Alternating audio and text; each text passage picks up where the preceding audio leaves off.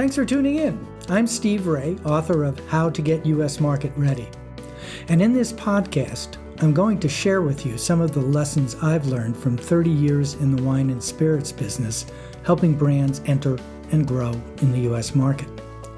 I've heard it said that experience is what you get when you don't get what you want. My goal with the book and this podcast is to share my experience and the lessons learned from it with you so you can apply those lessons and be successful in America.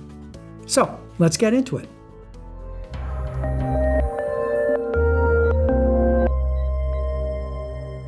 Welcome back to How to Get U.S. Market Ready, presented by the Italian Wine Podcast. This week, we're going to talk about finding an import solution that works for you. Now, we've had a fair amount to cover, so we're actually going to break this up into two separate podcast episodes.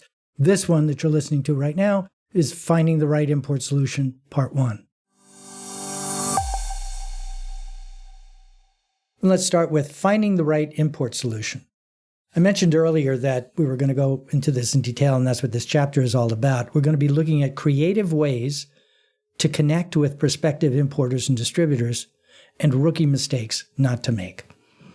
So think about the situation. The U.S. is one of the most difficult beverage alcohol markets to penetrate for export wine and spirit producers. Among the many reasons contributing to the challenge are government regulation is managed by the 50 individual states, and if you add in Washington, D.C. and Montgomery County, Maryland, there's really 52 different regulatory entities. They each have laws that have been in place since they were originally written after the repeal of Prohibition in 1933, and they may have made sense now, but some of them have questionable rationale in the days of the internet.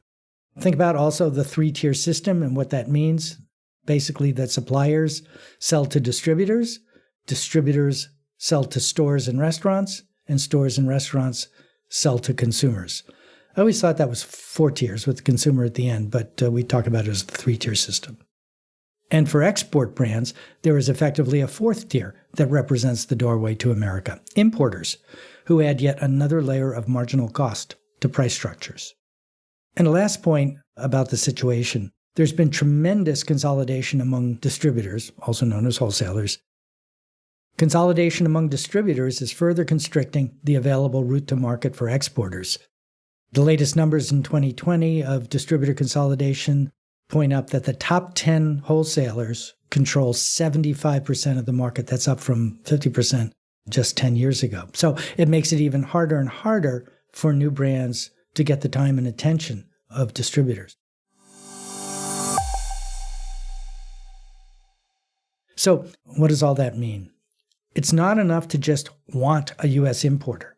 You have to do your homework so you can determine what the right partner will look like and be able to clearly show what your brands are all about and why you should be considered and what resources you have available to bring to a potential partnership.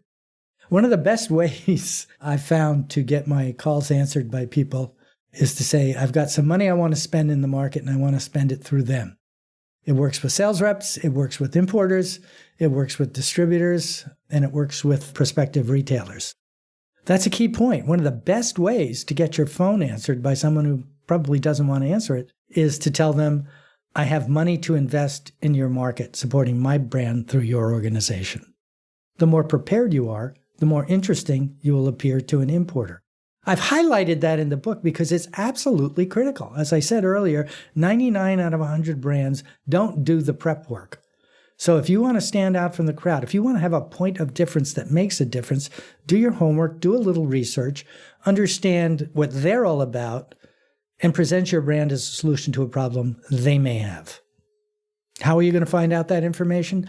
Read trade magazines, read industry newsletters, pay attention to the conversation that's going on in the U.S., and I guarantee you'll be flooded with information, have lots of ideas of things to use as introductions to conversations.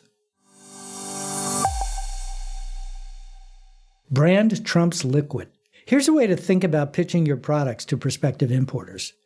Paint a picture of your product that's, number one, easy to understand, and number two, differentiates you in a meaningful way from the rest of their portfolio and from the range of competition already available in the marketplace.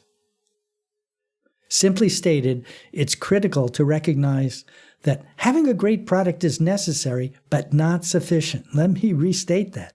Having a great product is necessary, but not sufficient.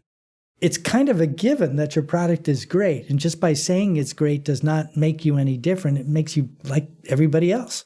So when you're preparing your pitch, think less of presentation and more of a business discussion about revenue and margin growth for prospective partners.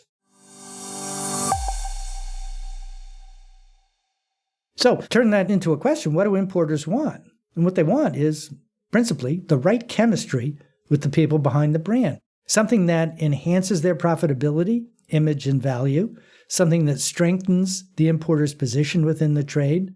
Them to recognize that the supplier understands the U.S. three-tier system and all that that implies.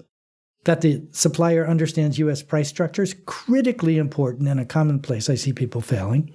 They don't understand why a €3 wine sells for $12 in the U.S.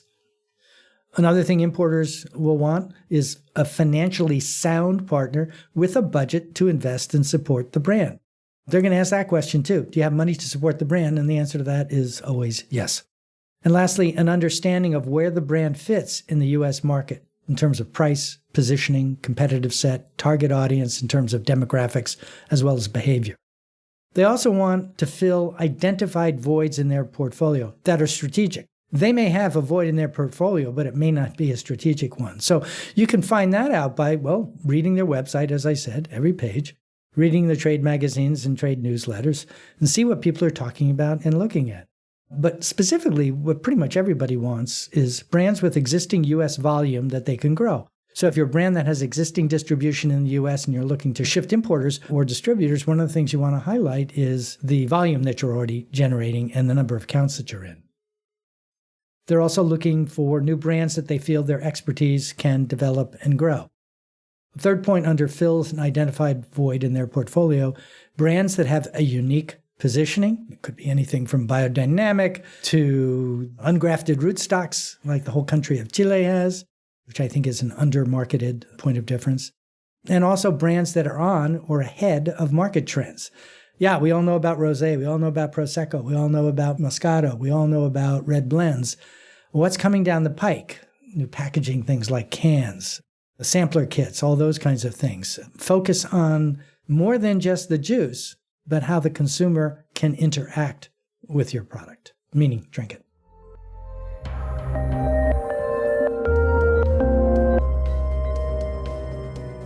Well, that's it for today. I don't want to take up any more of your time. As always, thanks for listening to How to Get U.S. Market Ready, presented by the Italian Wine Podcast. Check back next week as we continue our discussion on finding the right import solution, Part 2. Hi, this is Steve Raye. If you don't stand for something, you'll fall for anything. I love that line.